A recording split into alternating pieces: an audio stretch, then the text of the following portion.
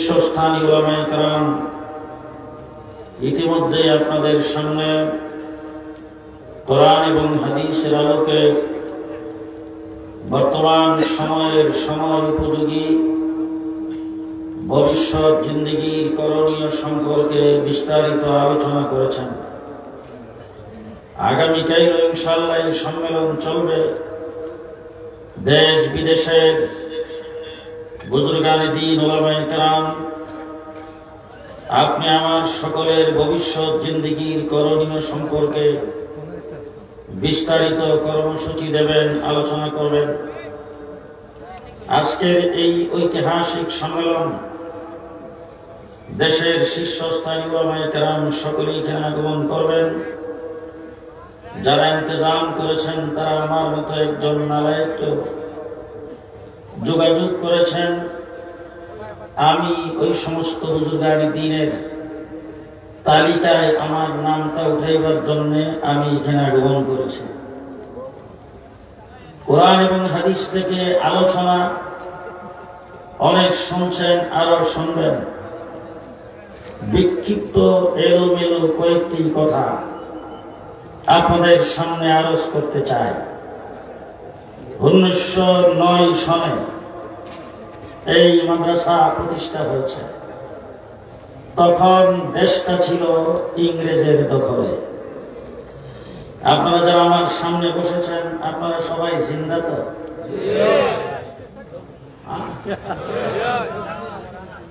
সবাই জিন্দা আছেন তো? কেউ মুর্দা নাই তো এখানে? তাইলে একটু ডাইনে বামে তাকায় প্রত্যেকে পাশের লোকটাকে চিনবেন। যদি চুপ করে বসে থাকবে মনে করবেন যে হ্যাঁ কাওয়া কাদেরের দলের লোক। চুপ করে বসে থাকবে না, কথা বলতে হবে, আপনারা যে জিন্দা আমার জানাইতে হবে। 1909 সনে এই মাদ্রাসা যখন প্রতিষ্ঠা হয়, দেশটা ছিল ব্রিটিশ শাসনে। দেশ ব্রিটিশের কবলে ছিল।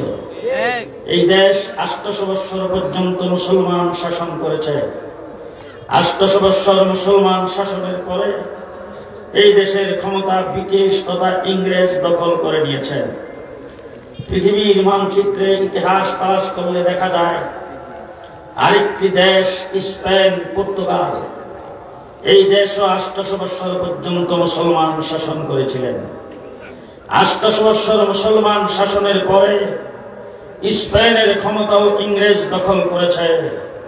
আমাদের এই ভারতবর্ষ, এই বাংলাদেশ, তার ক্ষমতাও ইংরেজ দখল করেছে।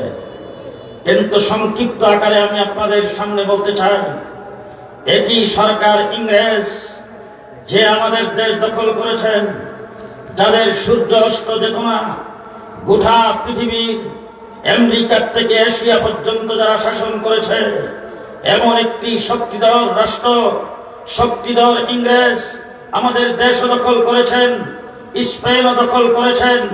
কিন্তু ইতিহাস সাক্ষ্য দিয়েছে স্পেন ইংরেজ দখল করার পরে স্পেন থেকে ইসলামকে বিদায় করেছেন, মসজিদকে বিদায় করেছেন, মাদ্রাসাকে বিদায় করেছেন। স্পেনের জমিনে কোথাও আজান হতো না। স্পেনে এক কপি কোরআন শরীফও রাখা হয় নাই। স্পেনে বিশাল বড় বড় লাইব্রেরি ছিল মুসলমানদের। সেই লাইব্রেরিগুলোকে তার কিতাবাদি, তার তাফসীর, হাদিস, মুসলমানদের ফিকহ গ্রন্থ সবগুলো দিয়ে বিশাল বড় নদীর মধ্যখানে এক লেনের রাস্তা বানানো হয়েছে। মুসলমানদের লাইব্রেরি, মুসলমানদের কিতাবাদিগুলোকে ধ্বংস করার জন্য তখনকার স্পেনের ব্রিটিশ সরকার আলাদা মন্ত্রণালয় কায়েম করে 55 বছরে মুসলমানদের যাবতীয় কিতাবাদি বই পুস্তক সবকে আগুনে পোড়ায়া, পানিতে ফেলায়া সব শেষ করে দিয়েছে। স্পেনের জমিনে এক কপি কোরআন শরীফ রাখা হয় নাই। স্পেনের জমিনে একটা মসজিদ রাখা হয় নাই। স্পেনের জমিনে একজন মুসলমান রাখা হয় নাই। স্পেনের জমিনে কোথাও আজান হয় না। স্পেনের জমিনে একজন টুপিওয়ালা মানুষ নাই। স্পেনের জমিনে আল্লাহর নাম নেওয়ালা একজন রাখা হয় না। স্পেন ইংরেজ দখল করার পরে স্পেনের মুসলমানরা, স্পেনের মানুষগুলি যখন ভীত সন্ত্রস্ত হয়ে গেছে, তখন মুসলমানকে দুকায় ফেলে ঘোষণা করেছেন, তোমাদের ইবাদতখানা মসজিদে তোমরা যদি প্রবেশ করো তাইলে তোমাদেরকে কিছুই করা হবে না, নিরাপত্তা দেওয়া হবে। আমাদের স্টিমারগুলি সাগরের কিনারে রাখা আছে, তোমরা যদি স্টিমারে আরোহণ করো তোমাদেরকে নিরাপদ স্থানে পৌঁছায় দেওয়া হবে। মুসলমান বউ বাচ্চা নিয়ে হাত পাও গুঠায়া মসজিদে যায় আশ্রয় গ্রহণ করেছেন। মুসলমানেরা তাদের স্টিমারগুলিতে যাইয়া আরোহণ করেছেন। একই দিনে একই টাইমে একসাথে মসজিদের ভিতরে যা আশ্রয় গ্রহণ করেছিলেন, মসজিদের বাহিরের ভিতরে পেট্রোল দিয়ে আগুন দিয়ে সমস্ত মুসলমানকে জ্বালায় শেষ করে দেওয়া হয়েছে। যারা স্টিমারে আরোহণ করেছিলেন, স্টিমার সাগরের মধ্যখানে নিয়ে নিচ দিয়া ছিদ্র করে স্টিমার ডুবায়া সমস্ত মুসলমানকে পানিতে ডুবায়া মারা হয়েছে। এই হলো ইসলামের ইতিহাস। এবার আমার ভারতবর্ষ, বাংলাদেশ, পাকিস্তান, হিন্দুস্তান এইটাও দখল করেছেন ইংরেজ। একই সরকার, একই ক্ষমতার অধিকারী, একই শক্তিধর, একই রাষ্ট্র। ইংরেজ, ব্রিটিশ আমাদের এই দেশ দখল করেছেন। কিন্তু এই দেশের ইতিহাস সংক্ষেপে বলতে চাই, 250 বছর এই দেশে ইংরেজের ক্ষমতা পাকাভুক্ত করার জন্য চেষ্টা করেছেন। এই দেশ থেকে ইসলামকে উৎখাত করার জন্য, মসজিদ মাদ্রাসাকে বিদায় করার জন্য, আযানকে বিদায় করার জন্য, কোরআনকে বিদায় করার জন্য 250 বছর চেষ্টা করে একদিনের জন্য আমার দেশ থেকে ইসলামকে বিদায় করতে পারে না। আমি এই কথাটাই আপনাদের সামনে সংক্ষিপ্ত আকারে বলতে চাই। আমাদের বাংলাদেশের উলামায়ে কেরামের ভিতরে সবচাইতে বড় ইতিহাসবিদ, আমাদের বাংলাদেশের উলামায়ে কেরামের ভিতরে ভৌগোলিক ইতিহাস সম্পর্কে গোটা বিশ্বের ইতিহাস যে আমার জানা মতে সবচাইতে বেশি যে জানেন, তিনি এখানে বসে আছেন। আপনাদের সিলেটের কৃতি সন্তান শাইখুল হাদিস হযরত মাওলানা ওবায়দুল্লাহ ফারুক সাহেব, ওনার সামনে আলোচনাগুলো আমি করছি সবক শোনাইবার জন্য। আপনারাও ভালো করে শুনে রাখবেন, একই সরকার, একই ক্ষমতাধর ইংরেজ স্পেন দখল করার পরে সেখান থেকে ইসলামকে বিদায় করতে পারলো, সেখান থেকে কোরআনকে বিদায় করতে পারলো, কিন্তু আমার ভারতবর্ষ থেকে একদিনের জন্য ইসলামকে বিদায় করতে পারলো না। কেন পারলো না? কি জন্য পারলো না? কি কারণ তার মধ্যে ছিল? কারা প্রতিরোধ করেছেন? এই ইতিহাসটা যদি আপনাদের মুসলমানেরা, আমরা সবাই যদি সেই ইতিহাসটা জানি আর এই ইতিহাস যদি লালন করি, তাইলে লখনৌ মাদ্রাসা বুঝে আসবে, আজকে মাদ্রাসার সালানা জলসা বুঝে আসবে, এতদিন পর্যন্ত মাদ্রাসার যুদ্ধ জাহাজ যারা করেছেন তাদেরকে বুঝে আসবে, উলামায়ে দেওবন্দ বুঝে আসবে, উলামায়ে কওমিয়া বুঝে আসবে, জমিয়তুল উলামা ইসলাম বুঝে আসবে, এই দেশের উলামায়ে কেরামের আন্দোলনের সংগ্রাম বুঝে আসবে। আমার বন্ধুগণ, স্পেন থেকে ইসলামকে বিদায় করতে পেরেছেন, কোরআনকে সাময়িকভাবে সেখান থেকে বিদায় করতে পেরেছেন, কিন্তু আমার দেশ থেকে পারে নাই।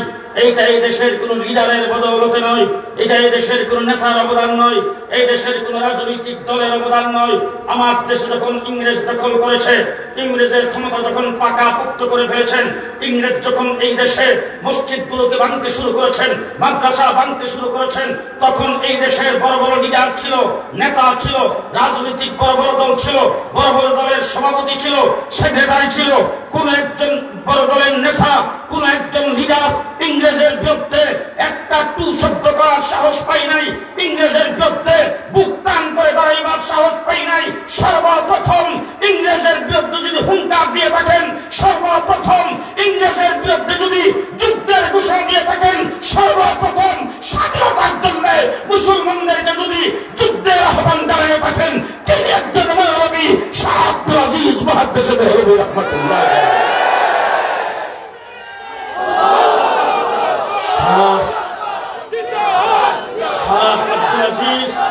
শাহ আব্দুল আজিজ মুহাদ্দিস দেহলভী, শাহ আব্দুল আজিজ মুহাদ্দিস দেহলভী রাহমাতুল্লাহ আলাইহি দেওবন্দ দারুল মাদ্রাসা সহ দেওবন্দি উলামায়ে কেরামের ইতিহাস, ভারতবর্ষের উলামায়ে কেরামের ইতিহাস অনেক লম্বা, সেইগুলি আমি আপনাদের সামনে বলতে পারবো না, শুধুমাত্র ইতিহাসের একটু ধারণা দিয়ে যাচ্ছি। শাহ আব্দুল আজিজ মুহাদ্দিস দেহলভী দিল্লির জামে মসজিদের মিম্বর থেকে জুমার নামাজের সময় সেখান থেকে দাঁড়িয়ে তিনি হুঙ্কার দিয়ে বলছেন, ভারতবর্ষের মুসলমানরা, তোমরা পরাধীন হয়ে গেছো, শত্রু কবলিত হয়ে গেছো, তোমাদের দেশ দখলদারিত্বের হাতে চলে গেছে, দেশকে মুক্ত করার জন্য মুসলমানদের মুক্তিযুদ্ধ করা ফরজ। সর্বপ্রথম ঘোষণা আমরা দিয়েছি, টুপিদারিওয়ালা দিয়েছে, আলেম দিয়েছে, শাহ ওলিউল্লাহ শাহ আব্দুল আজিজ মুহাদ্দিস দেহলভী রাহমাতুল্লাহ আলাইহি। ফতোয়ার পরে হযরত সৈয়দ আহমদ দেহলভী রাহমাতুল্লাহ আলাইহি, শাহ ইসমাইল শহীদ রাহমাতুল্লাহ আলাইহি, 1831 খ্রিস্টাব্দে বালাকোটের ময়দানে ইংরেজের বিরুদ্ধে, শিখদের বিরুদ্ধে যুদ্ধ করে সেই ফতোয়ায় অনুপ্রাণিত হয়ে, সেই যুদ্ধের ঘোষণায় অনুপ্রাণিত হয়ে মুক্তিযুদ্ধ করে তারা সেখানে জীবন দিয়েছেন, লড়াই করেছেন, ইংরেজের মতো পরাশক্তির সাথে মাথা নত করেন না। আজকে মধ্যখান দিয়ে জুমলায় মুতারেজ হিসেবে বলতে চাই, 1831 খ্রিস্টাব্দের 5ই মে দিবাগত রাত্রে সৈয়দ আহমদ বেগম রহমতুল্লাহ আলাইহি শাহ ইসমাইল শহীদ বালাকোটের ময়দানে ইংরেজের বিরুদ্ধে লড়াই করে শাহাদাত বরণ করেছিলেন। আর একই সূত্রে 2013 সালের 5ই মে শাপলা চত্বরে আল্লামা আহমদ শফি নবীর ইজ্জত রক্ষার জন্য তার বাহিনী জীবন দিয়েছেন। শাপলা চত্বরের ইতিহাস আর বালাকোটের ইতিহাস একই সূত্রে গাথা। হযরত শাহ আব্দুল আজিজ মুহাদ্দিস দেহলভী রাহমাতুল্লাহ আলাইহি ফতোয়ায় অনুপ্রাণিত হয়ে টিপু সুলতান মাঠে আসছে, ইংরেজের বিরুদ্ধে লড়াই করে শাহাদাত বরণ করেছেন। সিরাজউদ্দৌলা আসছে, লড়াই করে শাহাদাত বরণ করেছেন। 1857 খ্রিস্টাব্দে ছায়া সরকার প্রতিষ্ঠা হয়েছে।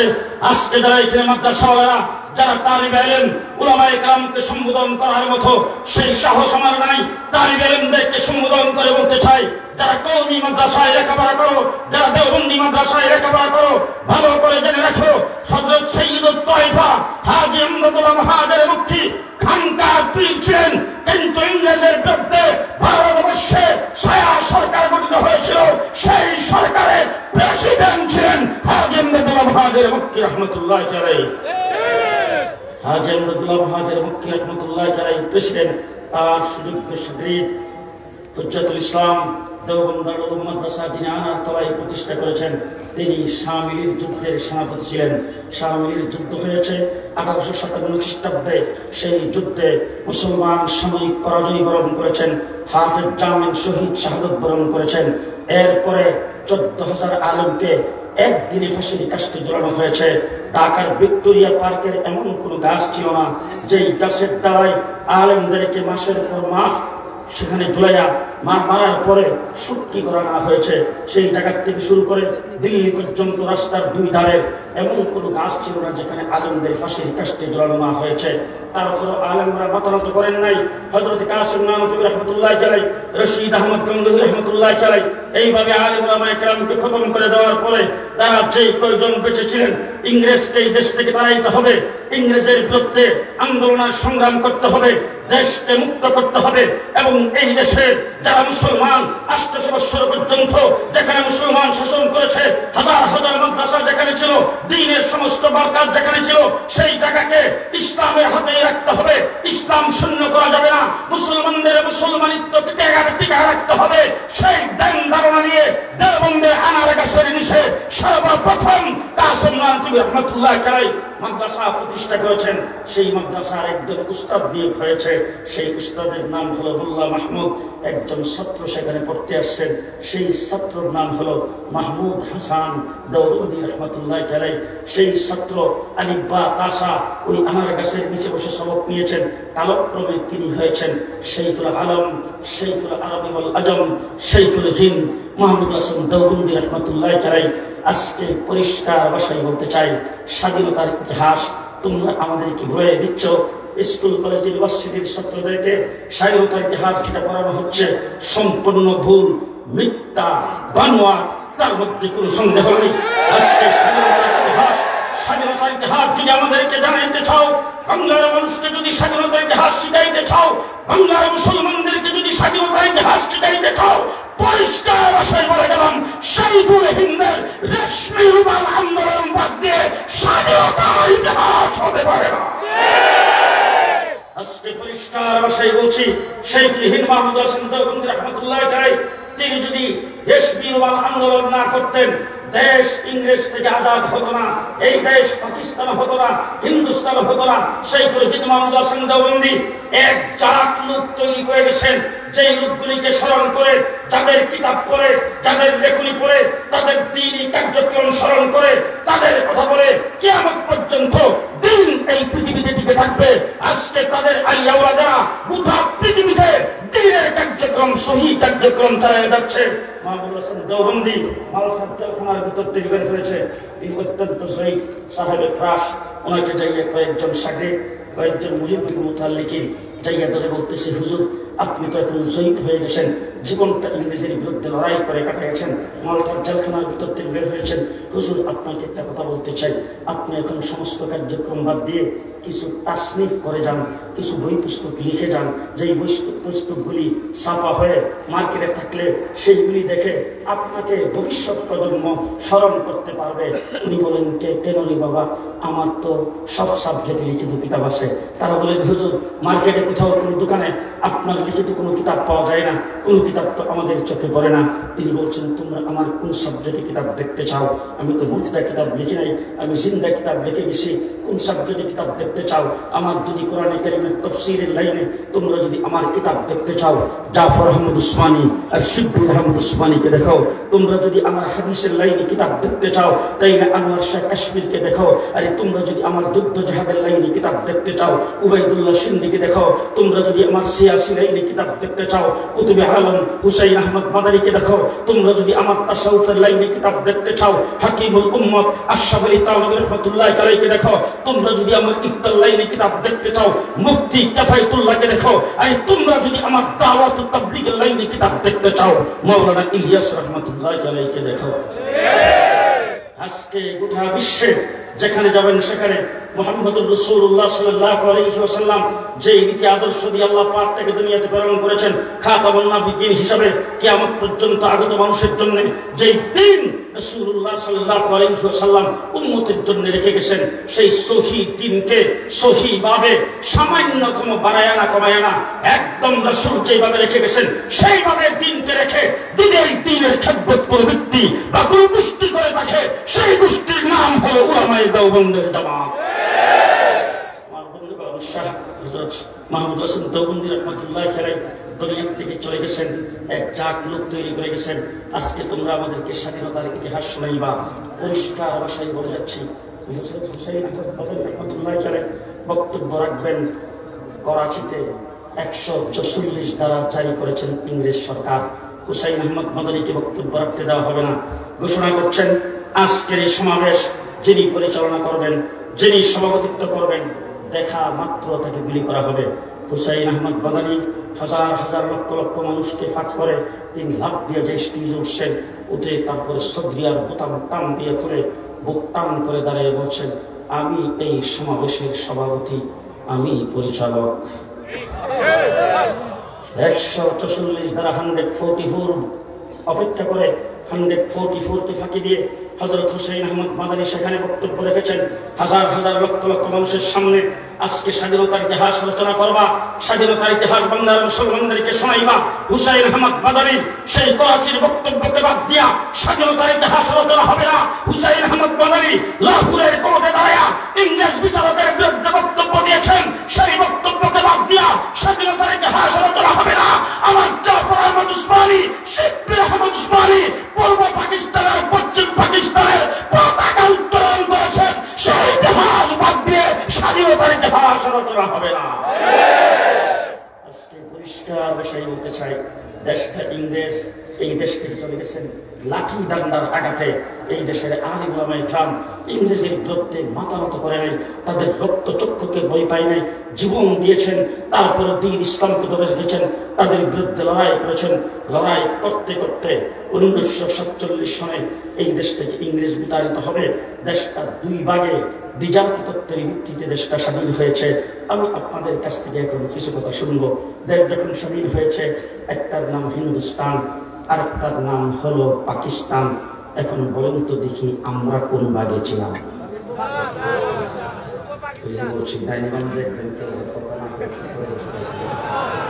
আমরা কোন ভাগে ছিলাম? আমরা কোন ভাগে ছিলাম? পাকিস্তান। এবার জানা থাকলে আপনাদের কাছ থেকে জানতে চাই, আমাদের ভাষা কি? বাংলা। আমরা জাতে কি? আমরা জাতে বাঙালি, ভাষা বাংলা।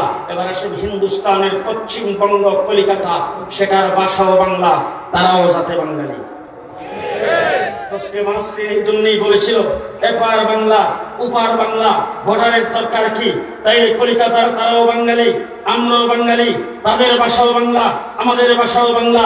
এবার জানা থাকলে বলেন তো, 1947 সনের স্বাধীনতায় আমরা হলাম পাকিস্তান, কলিকাতা এবং পশ্চিমবঙ্গ হইল কি হিন্দুস্তান। এবার আপনাদের কাছে প্রশ্ন, একই ভাষাভাষী, একই জাতি বাঙালি, আমরা কেন হলাম পাকিস্তানের অংশ, তারা কেন হইল হিন্দুস্তান? এই প্রশ্নের উত্তর দিতে পারলেই সব সমস্যার সমাধান। আমরা কেন হলাম পাকিস্তান? জি, পরিষ্কার ভাষায় বলে যাচ্ছি, আমরা মুসলিম অধ্যুষিত মুসলমান হিসেবে হয়েছিলাম পাকিস্তান। আমাদের পরিচয় আমরা মুসলমান, আমাদের পরিচয় আমরা 1947 সনে আমরা মুসলমান হিসেবে হয়েছি পাকিস্তান, আমাদেরটা হয়েছে পশ্চিম পাকিস্তান।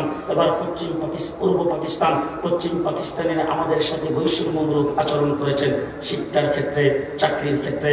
আমাদের তখন বিভিন্ন রকম তারা শুরু করেছেন ক্ষমতাকে কুক্ষিগত করার জন্য, ক্ষমতাকে ধরে রাখার জন্য। তখন আমার বাংলাদেশে সমস্ত লোকজন মিলে যুক্তফ্রন্ট গঠন করেছিলেন। হযরত মাওলানা সিলেটের একটি সন্তান, আল্লাহ পাকের ওলি হযরত তানভীর রহমাতুল্লাহ আলাইহি হাতে গড়া সৈনিক হযরত মাওলানা আখার আলী রহমাতুল্লাহ আলাইহি, তিনি ছিলেন একজন ব্যক্তি যার নেতৃত্বে যুক্তফ্রন্ট গঠন করা হয়েছে। তিনি একজন হোসেন শহীদ সোহরাওয়ার্দী, দুইজন মানে একে ফজলুল হক, তিনজন, তারপরে মাওলানা ভাসানী, আর নিজ দিয়ে লেখা ছিল শেখ মুজিবুর রহমান। নেতৃত্বে যুক্তফ্রন্ট গঠন হয়েছে। জেলখানায় বসে বসে ইতিহাস বললাম, সেখানে সোহরাওয়ার্দীর নাম আছে, শেরবাংলার নাম আছে, শেখ মুজিবের নাম আছে, ভাসানীর নাম আছে, আমার আখার আলীর নাম কেটে দিয়েছ সুরের দল। আখার আলীর নাম সেখান থেকে মুছে ফেলা হয়েছে, তার নামটা সেখানে রাখা হয় নাই। আস্তে আস্তে আসলো 1970-এর নির্বাচন। শেখ মুজিবুর রহমান সাহেব নির্বাচন করলেন। নির্বাচনী ইশতেহারে পরিষ্কার ঘোষণা দিলেন, আমার দল সরকার গঠন করলে, ক্ষমতায় গেলে ইসলামের বিরুদ্ধে কিছুই করবে না। কি ঘোষণা? ইসলামের বিরুদ্ধে কিছুই করবে না। সেই ঘোষণার পরে 7.5 কোটি বাঙালি সাড়া দিয়েছেন, নিরঙ্কুশ সংখ্যাগরিষ্ঠতা পেয়েছেন তিনি। পাওয়ার পরে পশ্চিম পাকিস্তানিরা তার হাত ক্ষমতা হস্তান্তর করতে যখন বাধা সৃষ্টি করেছেন, গরিমসি করেছেন, ক্ষমতা যখন তারা আঁকড়ে করে রেখেছেন, তখন 7.5 কোটি বাঙালি আত্মবদ্ধ হয়ে 9 মাস মুক্তিযুদ্ধ করে বাংলাদেশ স্বাধীন করেছি। দেশ যখন স্বাধীন হয়েছে, কয় মাস যুদ্ধ করেছি? কয় মাস? 9 মাস। দেশ যখন স্বাধীন হয়ে গেল, দেশ স্বাধীনের পরে শেখ মুজিবুর রহমান সাহেব সম্পর্কে কেউ বলেন তিনি পাকিস্তানিদের কাছে আত্মসমর্পণ করেছেন, কেউ বলেন তাকে অ্যারেস্ট করে দিয়ে গেছে। আমি সেই বিতর্কে যাইতে চাই না। উনি আত্মসমর্পণ করুন, ধরে নিয়ে যাক, যেতেই হোক, তিনি পাকিস্তানিদের কাছে বন্দী ছিলেন। দেশ স্বাধীনের পরে তিনি কি সরাসরি বাংলাদেশে আসছেন? তিনি সর্বপ্রথম গিয়েছেন লন্ডনে। তিনি সর্বপ্রথম গেছেন লন্ডন। সেখান থেকে একটা পেটিশন দিয়েছিল, সদ্য স্বাধীনকৃত বাংলাদেশ কিভাবে চলবে। তারপরে তিনি আসছেন দিল্লি। সেখানে এসে শ্রীমতী ইন্দিরা গান্ধীর সঙ্গে সাক্ষাৎ করে সেখান থেকে আরেকটা পিটিশন নিয়েছেন। তারপরে তিনি বাংলাদেশে এসে 1972 সালে সংবিধান রচনা করলেন ধর্মনিরপেক্ষ। এবার আমি আপনাদের কাছে বলতে চাই, দেশ স্বাধীনের জন্য বাংলার মানুষকে যখন উদ্বুদ্ধ করা হয়, শেখ মুজিবুর রহমান সাহেব স্বাধীন মার্চের ভাষণ দিয়েছিলেন। সেই ভাষণে কোন জায়গায় কি তিনি বলছিলেন, যদি দেশ স্বাধীন হয়, দেশটা হবে ধর্মনিরপেক্ষ? কথা বলবেন? বলছিলেন আমার ভাষণে তিনি কোথাও? শহীদ প্রেসিডেন্ট জিয়াউর রহমান স্বাধীনতার ঘোষণা দিয়েছেন, তিনি কি সেই ঘোষণা দেওয়ার সময় বলছিলেন, আমরা আজকের থেকে বিদ্রোহ করলাম, যুদ্ধে নামলাম, স্বাধীনতার ঘোষণা দিলাম, তবে দেশ যদি পরিপূর্ণ স্বাধীন হয় দেশটা হবে ধর্ম নিরপেক্ষ? জি, ধর্ম নিরপেক্ষতার কথা বলেছেন। মুক্তিযোদ্ধারা যুদ্ধ করেছেন, লড়াই করেছেন, একজন মুক্তিযোদ্ধা দেশ স্বাধীনের পরে ধর্ম নিরপেক্ষতার কথা বলেন নাই। আমার দেশের অনেক আলেম ওলামায়ে কেরাম যুদ্ধে অংশগ্রহণ করেছেন, মুক্তিযোদ্ধারা যারা যুদ্ধ করেছেন, আমি শুধু ছিলাম, নিজে চোখে দেখেছি। আমার বাবাও ছিল মক্তবের একজন কারি সাহেব, তার কাছে দলের দল মুক্তিযোদ্ধা আসতো, মাথা পাইতে দিত, হাত ধুয়ে দোয়া করে দিতেন। তারা বলতেন, মেজর জলিল সাহেব নবাব সেক্টর কমান্ডার ছিলেন, হাফিজ হুজুরের দরবারে তাকে দেখেছি। একদিন জলিল সাহেবকে জিজ্ঞেস করেছিলাম, জলিল ভাই মুক্তিযুদ্ধের একটু স্মৃতিচারণ করেন। তিনি তখন বলছিলেন, আমাদের একটা মাসলা জানা ছিল, একদল যুদ্ধ করতে পারে, আরেকদল নামাজ আদায় করতে পারে। আমরা সেই মাসলা অনুযায়ী মুক্তিযুদ্ধ যখন করছি, পাকিস্তানিদের বিরুদ্ধে যখন যুদ্ধ করি, রণাঙ্গনে আমরা এক জামাত নামাজ আদায় করেছি, আরেক জামাত যুদ্ধ করেছে। সেইভাবে যখন যুদ্ধ হলো, যুদ্ধ ছিল ইসলামের বিরুদ্ধে নয়। ঘুমাইছেন সব? যুদ্ধ ইসলামের বিরুদ্ধে নয়, যুদ্ধ মুসলমানের বিরুদ্ধে নয়, যুদ্ধ ছিল পশ্চিম পাকিস্তানের জুলুমের বিরুদ্ধে। যুদ্ধ করে 9 মাস যুদ্ধ করে দেশ স্বাধীন করেছে। 6 মাস। এবার আমি আপনাদের জিজ্ঞেস করতে চাই, জানা থাকলে বলবেন, কাশ্মীর স্বাধীনতা যুদ্ধ করে কয় বছর? 70 বছর হয়েছে তো স্বাধীন। আসতে আপনাদের সিলেটের পাশে আসাম 40 বছর স্বাধীনতার লড়াই করতেছে, হয়েছে তো স্বাধীন। কথা আসতে হয়েছে? হয়েছে? পরিষ্কার ভালো করে মনে রেখেন, আমরা যদি 1947 সালে মুসলিম অধ্যুষিত হিসাবে পাকিস্তান না হতাম, আমরা 70 বছর লড়াই করে স্বাধীনতা অর্জন করতে পারতাম না। এবার জিজ্ঞেস করতে চাই, স্বাধীনতা অর্জন করেছি কিসের ভিত্তিতে? ইসলামের ভিত্তিতে। কথা আসতে সবাই বলতে হবে, কিসের ভিত্তিতে? কিসের ভিত্তিতে? 1947 সালে যদি আমরা মুসলমান হিসাবে, মুসলিম অধ্যুষিত হিসাবে যদি আমরা পূর্ব পাকিস্তান না হতাম, আমরা 70 বছর স্বাধীনতা অর্জন করতে পারতাম না। ঠিক কিনা বলেন? ঠিক কিনা বলেন? দেশ স্বাধীন হয়েছে আজকে 54 বছর। 54 বছরে সর্বপ্রথম শেখ মুজিবুর রহমান সাহেব এসে বললেন, সোনার বাংলা। একজনে গুলি করছে, আরেকজনে খেয়েছে। কিছুদিন পরে আরেকজন ক্ষমতায় এসে বলছেন সবুজ বাংলা, আরেকজন ক্ষমতায় এসে বলছেন নতুন বাংলা।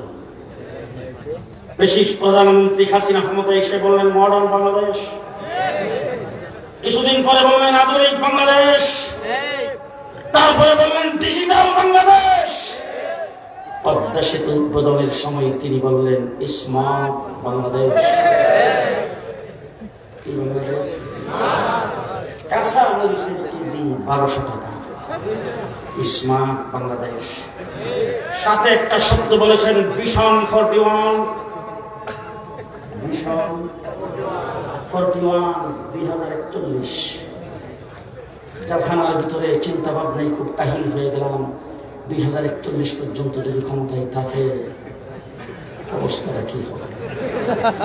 আমার আল্লাহ রাব্বুল আলামিন ডাক দিয়ে বলেন, চুপ থাক, ভিশন 41 নয়, ভিশন 24। ভিশন 24 বুঝে আসে না। 28 তারিখে বিএনপিকে মাইরা উঠে দিল আসরের সময়। আমরা হেফাজতে ইসলাম শেষ ছাত্র পর্যন্ত ছিলাম, বিএনপি আসরের সময় বিদায়। হেফাজতে ইসলামের আলেম ওলামায়ে কেরামকে বৎসরের পর বৎসর জেলখানায় বন্দী করে রেখেছেন। জামাত ইসলামের অনেককে ফাঁসির কাস্টে ঝুলাইছেন। ভিন্ন মতাবলম্বী যারা তাদের বিরুদ্ধে হাজার হাজার মামলা দিয়েছেন। আমার আল্লাহ রাব্বুল আলামিন বলেন, তোরা থাম, আমি আবাবিল হিসাবে সত্য জনতাকে মাথায় নামায় দিলাম। সত্য জনতা আমাদের এনেছেন। লম্বা ইতিহাস বলতে চাই না, আবু সাঈদের কবর জিয়ারত করতে গেলাম। রংপুরে তার কবর জিয়ারত করার পর একটা ছেলে এসে আমার কানের উপর দিয়ে মোবাইলটা সামনে ধরল। আমি একটু বিরক্ত হলাম। কি হয়েছে রে বাবা? হুজুর মোবাইলটা একটু দেখেন। দেখি তার মধ্যে আবু সাঈদের ছবি। আমি তাকে জিজ্ঞেস করলাম, বাবা তো আবু সাঈদ? বলে হুজুর তার পাশে যে ছেলেটা দাঁড়ানো তাকে কি চিনি? আমি বললাম যে না। বলে হুজুর আমার চেহারার দিকে তাকান। আমি তার চেহারার দিকে যখন তাকাইলাম তখন দেখি সেই। আমি বললাম যে তো তুমি। তখন সে হুড়ু করে কান্না শুরু করে দিল। আমি তাকে তখন তার হাতের মধ্যে কষা ধরে বললাম, তুমি যেহেতু আবু সাঈদের পাশে ছিলা, তুমি তার একটু স্মৃতিচারণ করো। গুলি খাওয়ার আগে তার অবস্থা ছিল, গুলি খাওয়ার পরে তার কি অবস্থা হয়েছে। তখন সে কাঁদতেছিল, গাল বেয়ে বেয়ে পানি ধরতেছিল, আর বলতেছিল হুজুর গুলি খেয়ে তখন সে জমিনে পড়ে গেছেন। যখন সে কাঁদতেছিল তখন তার মুখ থেকে বের হইতেছিল আল্লাহু আকবার,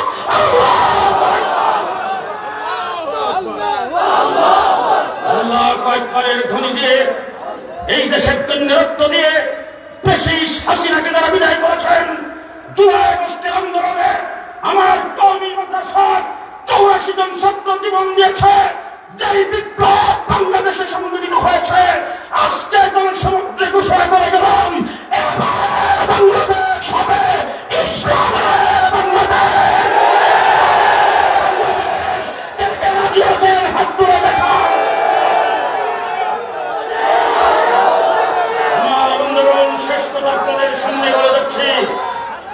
ইসলামের বাংলাদেশ করার জন্য যদি আবার শাপলা চত্বরে ডাক আসে,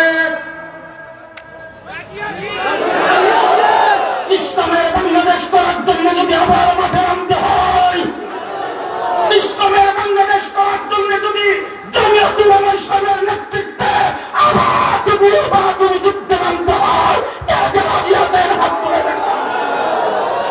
এবারের সংগ্রাম ইসলাম প্রতিষ্ঠার সংগ্রাম। নাসরুম মিনাল্লাহ, ফাতহুন করিব, বাশশিরিল মুমিনিন। আসসালামু আলাইকুম ওয়া রাহমাতুল্লাহি ওয়া বারাকাতুহু।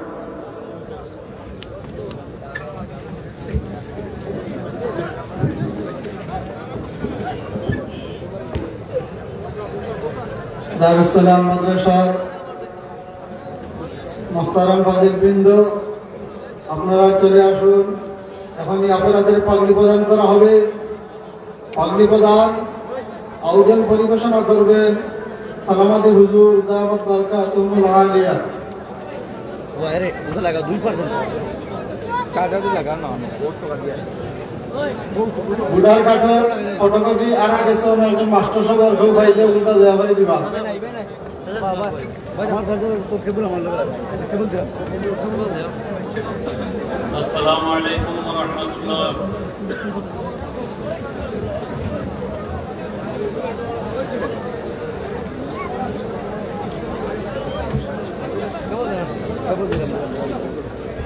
এখন আলহামদুলিল্লাহ যে সমস্ত হাফিজ সাহেব দিনের বেলায় পাগড়ি দেওয়া সম্ভব হয় নাই, তাদেরকে পাগড়ি দেওয়া হবে। কিছু দৌড়ে হাদিস পাস ভাইদেরকে পাগড়ি দেওয়া হবে। শেখুল হাদিস উবাইদুল্লাহ ফারুক সাহেব দামাত বারকাতুহুল আলিয়া উপস্থিত আছেন। হুজুরের কাছ থেকে আপনারা দোয়া নেবেন। হুজুর সবাইকে পরে দোয়া করবেন। হুজুরের উপস্থিতিতে আমরা আপনাদেরকে পাগড়ি দিতে চাচ্ছি। হাফিজ সাজ্জাদুর রহমান আবুল হোসেন গুজারকান্দি হাদারপার গোয়েন্দার ছিলেন।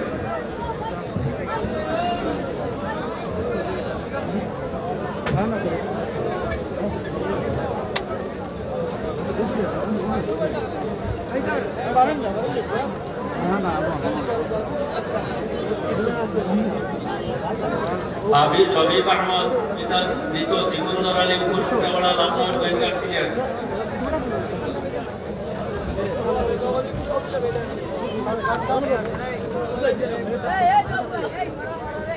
হাফিজ সুলাইমান হাফিজ ফয়েজ আহমদ 1440 ইংরেজি 2019 ইংরেজি। হাফিজ সদরুল আমিন পিতা হুসেন আহমদ সিটিমবাড়ে গোয়েন্দার ছিলেন। হাফিজ আরিফ বিল্লাহ পিতা উমর আলী পাঁচপাড়া লখনৌ গোয়েন্দার ছিলেন। হামিদ হাসমতুল্লাহ পিতা আহমদ আলী লখনউ গোয়েন্দার সিলেট। হামিদ আরিফ আহমদ পিতা মকবুল ইসলাম কুদিয়াই লখনউ গোয়েন্দার সিলেট। হাফিজ জুনাইদ আহমদ মৌলানা মুহিবুর রহমান ইসদুরকাম হাজারপাড় গোয়েন্দার সিলেট। হাফিজ আব্দুর রহমান হাজি মুস্তফা লখনউ গোয়েন্দার সিলেট। হাফিজ জামিল আহমদ মৌলানা কলিমুল্লাহ উপসাতাই লখনউ গোয়েন্দার সিলেট। 1441 হিজরি 1427 বাংলা 2020 ইংরেজি। হাজি ইব্রাহিম আলী পিতা আজিরউদ্দিন জগন্নাথ টুকুর হাজারপাড় গোয়েন্দার সিলেট। হাফিজ আরশদ আল মাসউদ মাস্টার নূর আহমদ আলাইগাম লখনউ গোয়েন্দার সিলেট। হাফিজ আমজদ হোসেন মৌলানা হুসাইন আহমদ কোরকাম দরবশ জৈন্তাপুর সিলেট। হাফিজ আশিকুর রহমান পিতা সিদ্দিক আলী রাতগাম লখনউ গোয়েন্দার সিলেট। হাফিজ আব্দুল মোমিন আব্দুল মান্নান পাইকরাই তোয়াকুর গোয়েন্দার সিলেট। হাফিজ আতাউর রহমান শামসুজ্জামান পূর্ব দিঘির পার ভরপুর লখনউ গোয়েন্দার সিলেট। হাফিজ সুফিয়ান আহমদ পিতা মঈনুদ্দিন নয়ামাটি লখনউ গোয়েন্দার সিলেট। হাফিজ এনামুল হক পিতা আব্দুল মজিদ পাইকরাই তোয়াকুর গোয়েন্দার সিলেট। 1442 হিজরি 1428 বাংলা 2021 ইংরেজি। হাফিজ আলিমউদ্দিন পিতা ফারুক আহমদ প্রকাশ গোয়েন্দার সিলেট। হাফিজ ফয়সল আহমদ পিতা রফিক আহমদ ফকির খাল তোয়াকুর গোয়েন্দার সিলেট। হাফিজ আফরুজ আহমদ পিতা শিহাবুদ্দিন শরীরগাম গোয়েন্দার সিলেট। হাফিজ কাবায়াতুল্লাহ পিতা মৌলানা ফয়জুল করিম লামাগুটামারা লখনউ গোয়েন্দার সিলেট।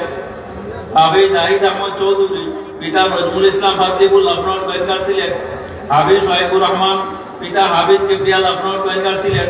হাফিজ তাহির আহমদ মৌলানা আব্দুল খালিক চাক্তা রাহিমাহুল্লাহ তাআলা দরবশ জৈন্তাপুর সিলেট। 1443 হিজরি 1429 বাংলা 2022 ইংরেজি। হাফিজ খয়রুল ইসলাম পিতা শামসুল ইসলাম উপসাতাই লখনউ গোয়েন্দার সিলেট। হাফিজ সুলতান আহমদ পিতা আব্দুল ওয়াকিল উত্তর লাঠি বেড়ে বিল মাতুরকুল গোয়েন্দার সিলেট। হাফিজ জিয়াউর রহমান বরগুজালি ফিকের কাল তোয়াকুল গোয়েন্দার সিলেট। হাফিজ জুনাইদ আহমদ নজরুল আলী পূর্ব দিঘির পার ভরপুর লখনউ গোয়েন্দার সিলেট। হাফিজ জাকির হোসেন চৌধুরী পিতা নজমুল ইসলাম চৌধুরী পাতলিপুর লখনউ গোয়েন্দার সিলেট। 1444 হিজরি 1429 বাংলা 2023 ইংরেজি। হাফিজ আব্দুল্লাহ পিতা বাহারউদ্দিন হাফিজ বাহারউদ্দিন লখনউ গোয়েন্দার সিলেট। হাফিজ গুলজার আহমদ পিতা আইয়ুব আলী বিলাহাই পশ্চিম জৈন্তাপুর সিলেট। হাফিজ ইব্রাহিম খলিল সিদ্দিক আলী বেড়িবিল হাজারপাড় গোয়েন্দার সিলেট। হাফিজ আব্দুর রহিম শহরুল্লাহ বাবুল পিরিজপুর গোয়েন্দার সিলেট। হাফিজ রুহুল আমিন পিতা আব্দুর রহিম উপসাতাই লখনউ গোয়েন্দার সিলেট। হাফিজ আব্দুর রহিম পিতা শাহাবুদ্দিন বাউরবাগ লালাখাল জৈন্তাপুর সিলেট। হাফিজ ইউনুস আলী পিতা মৌলানা নুরুল আমিন পূর্ব দিঘির পার ভরপুর লখনউ গোয়েন্দার সিলেট। হাফিজ আব্দুল ওয়াহিদ পিতা ফয়েজউদ্দিন পূর্ণানগর গোয়েন্দার সিলেট। 1445 হিজরি 1430 বাংলা 2024 ইংরেজি। হাফিজ মাহবুব আহমদ পিতা আব্দুল শাকুর হাতনামাই নয়াগ্রাম লখনউ গোয়েন্দার সিলেট। হাফিজ উবাইদুল্লাহ পিতা মৌলানা ফয়জুল করিম লামাগুটাপাড়া লখনউ গোয়েন্দার সিলেট। হাফিজ তাজুল ইসলাম হাফিজ আব্দুল নূর নিন্দরগাম হাজারপাড় গোয়েন্দার সিলেট। হাফিজ জরিফ হোসেন মাহদি পিতা আবুল কালাম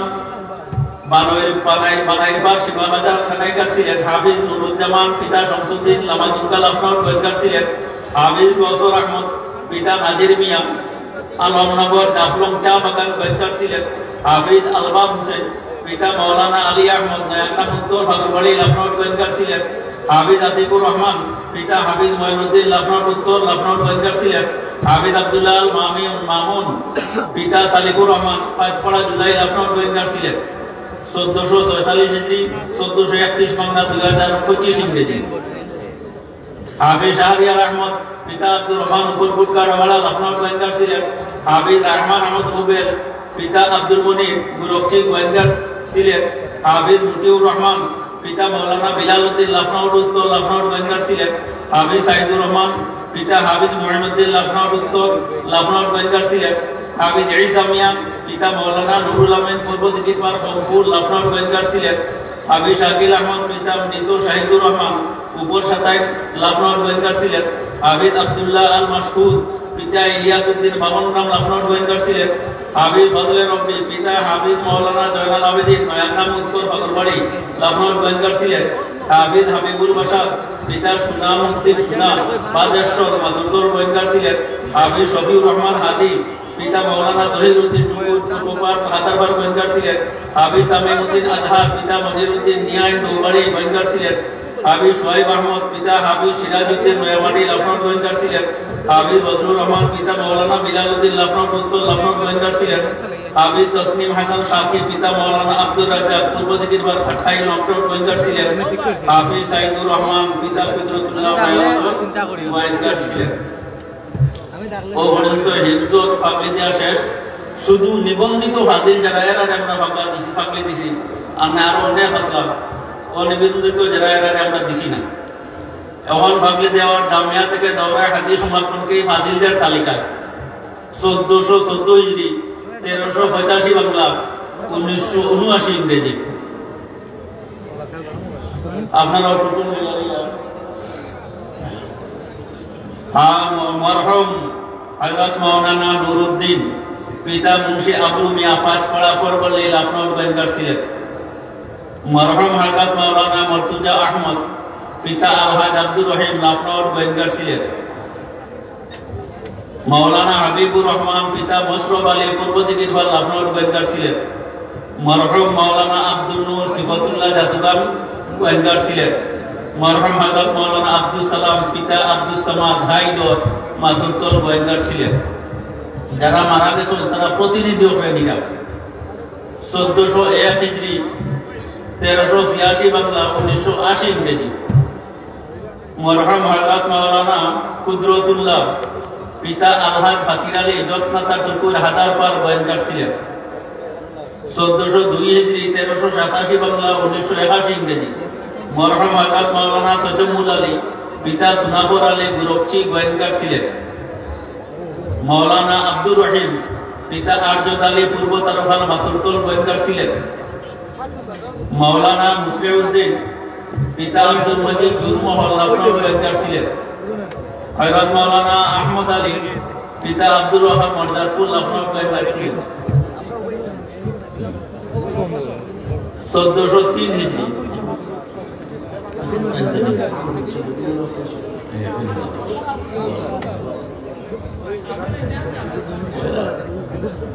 হযরত মাওলানা মর্তুজা আহমদ পিতা আলহাজ আব্দুর রহিম লখনৌ গোয়েন্দার ছিলেন।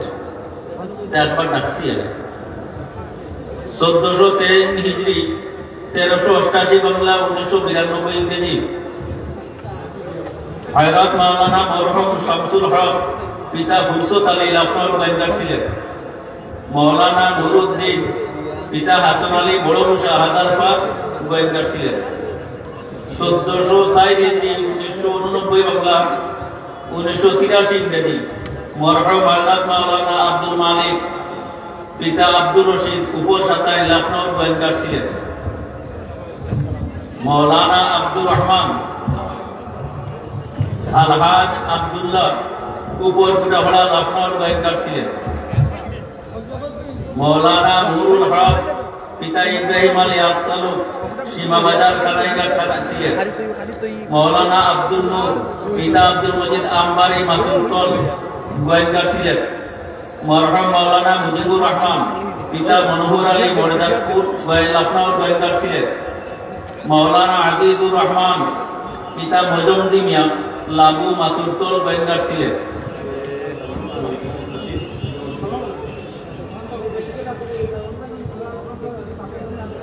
আপনারা রাস্তাটা পরিষ্কার করে দয়া করে। আর নিবন্ধিত কাজ তারা তো করে আমি জানি ওটা জমা দিবা।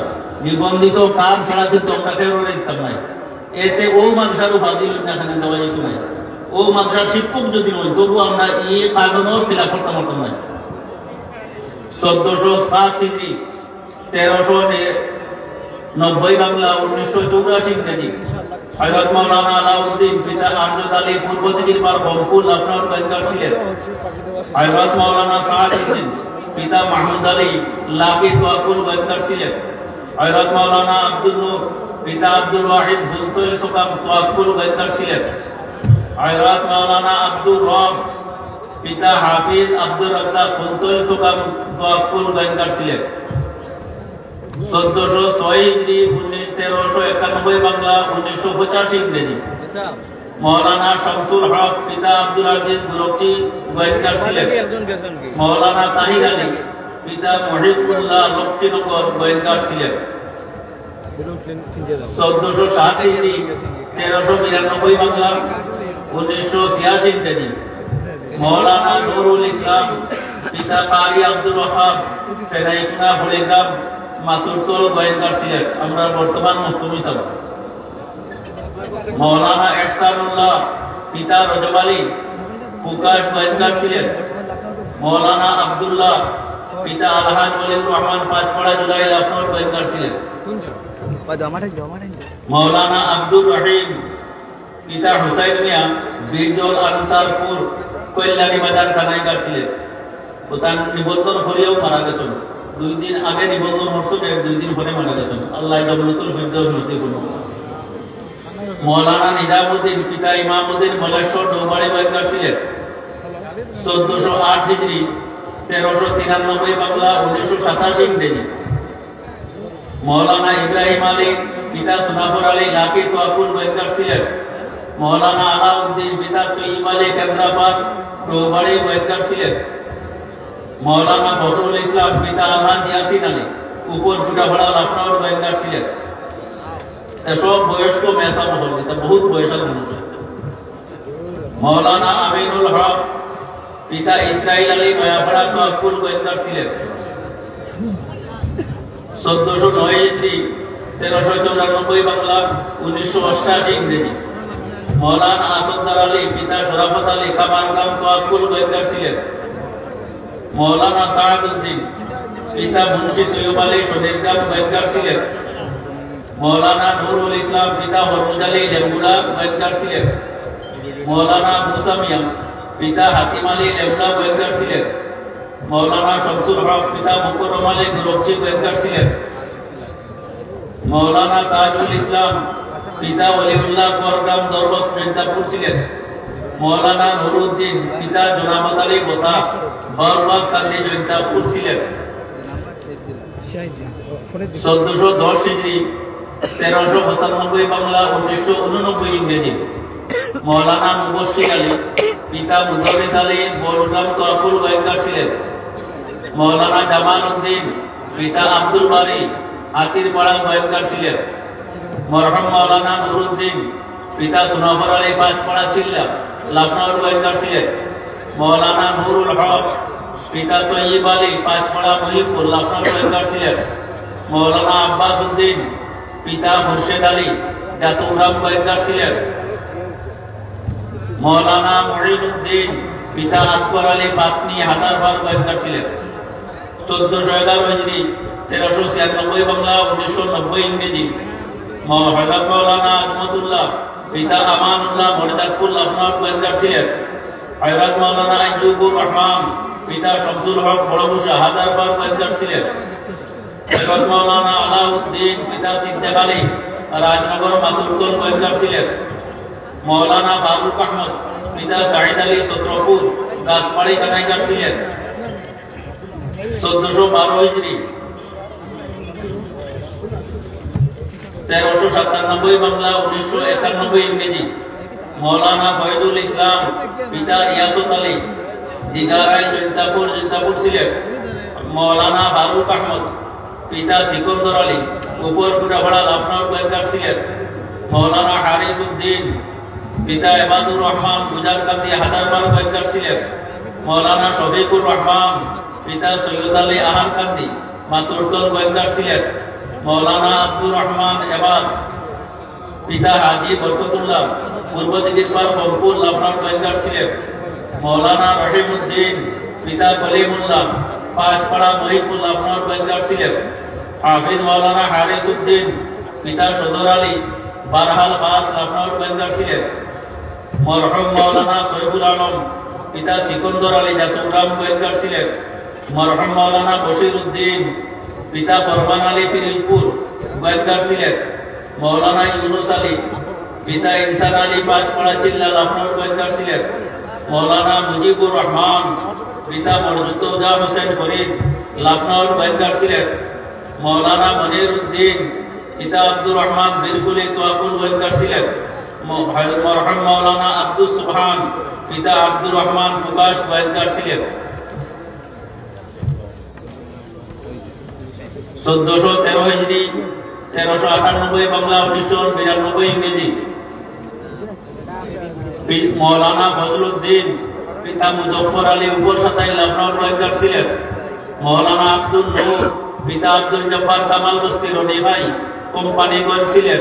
মৌলানা বশিরউদ্দিন পিতা হাবিবুল্লাহ মর্যাদপুর গোয়েন্দার ছিলেন। মৌলানা নুরুল ইসলাম পিতা ইনসানুল্লাহ হারাতোয়েল চতুল কানাইঘাট ছিলেন। মৌলানা আব্দুল হক পিতা ফুরকান আলী রাজনগর মাতুরতল গোয়েন্দার ছিলেন। মৌলানা আব্দুল্লাহ পিতা ইরফান আলী পাইকাই তোয়াকুল গোয়েন্দার ছিলেন। মৌলানা মুআজ্জম হোসেন পিতা আব্দুল সালাম লাকি তোয়াকুল গোয়েন্দার ছিলেন। মৌলানা হাবিবুর রহমান পিতা হামিদ বক্স সাল্লাইন দরবস গোয়েন্দাপুর ছিলেন। 1414 হিজরি 1399 বাংলা 1993 ইংরেজি। মৌলানা ইসলামউদ্দিন পিতা মনির আলী রাজনগর মাতুরতল গোয়েন্দার ছিলেন। মৌলানা তাফাজ্জুল হক পিতা আব্দুল মুত্তালিব পাইকরাই তোয়াকুল গোয়েন্দার ছিলেন। মৌলানা মাহমুদ হোসেন পিতা মৌলভী আব্দুস সামাদ লখনৌ গোয়েন্দার ছিলেন। মৌলানা জামাল উদ্দিন পিতা হাজি আহমদ আলী পাঁচপাড়া তুরগাঁও লখনৌ গোয়েন্দার ছিলেন। হাফিজ মৌলানা হাবিব আহমদ পিতা হাফিজ খলিল আহমদ নয়াগ্রাম উত্তর লখনৌ গোয়েন্দার ছিলেন। মৌলানা এমদাদুল্লাহ পিতা ইসমত আলী বালিপাড়া হরিপুর জৈন্তাপুর ছিলেন। মৌলানা শামসুদ্দিন পিতা সাইদ মিয়া ঘোষগ্রাম লখনৌ গোয়েন্দার ছিলেন। মৌলানা আজিরউদ্দিন পিতা আব্দুল হক গারো লখনৌ গোয়েন্দার ছিলেন। মৌলানা জালাল উদ্দিন পিতা মৌলানা আজমতুল্লাহ নয়ামাটি লখনৌ গোয়েন্দার ছিলেন।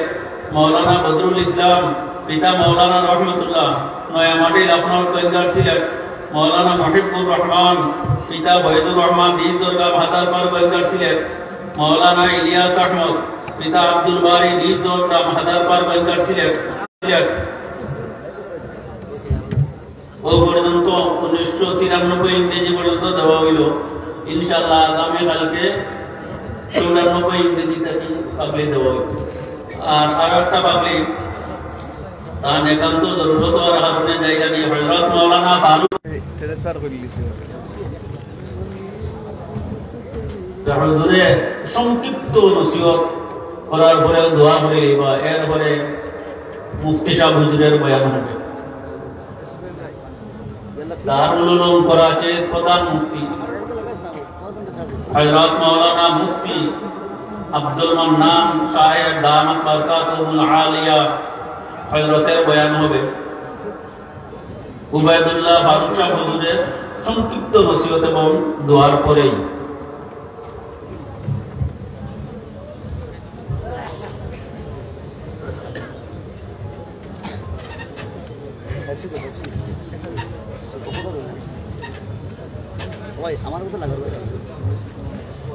الحمد لله رب العالمين والصلاة والسلام على خاتم النبيين وعلى آله وأصحابه أجمعين. أما بعد فأعوذ بالله من الشيطان الرجيم. بسم الله الرحمن الرحيم. إنا نحن نزلنا الذكر وإنا له لحافظون. صدق الله مولانا العظيم وصدق رسوله النبي الكريم. والحمد لله رب العالمين. حضرات علماء کرام আল্লাহ জাল্লা জালালুহু আম্মা নওয়ালুহু আমাদেরকে সৃষ্টি করেছেন। আমরা কেউ নিজে প্রোগ্রাম করে পৃথিবীতে আসি নাই।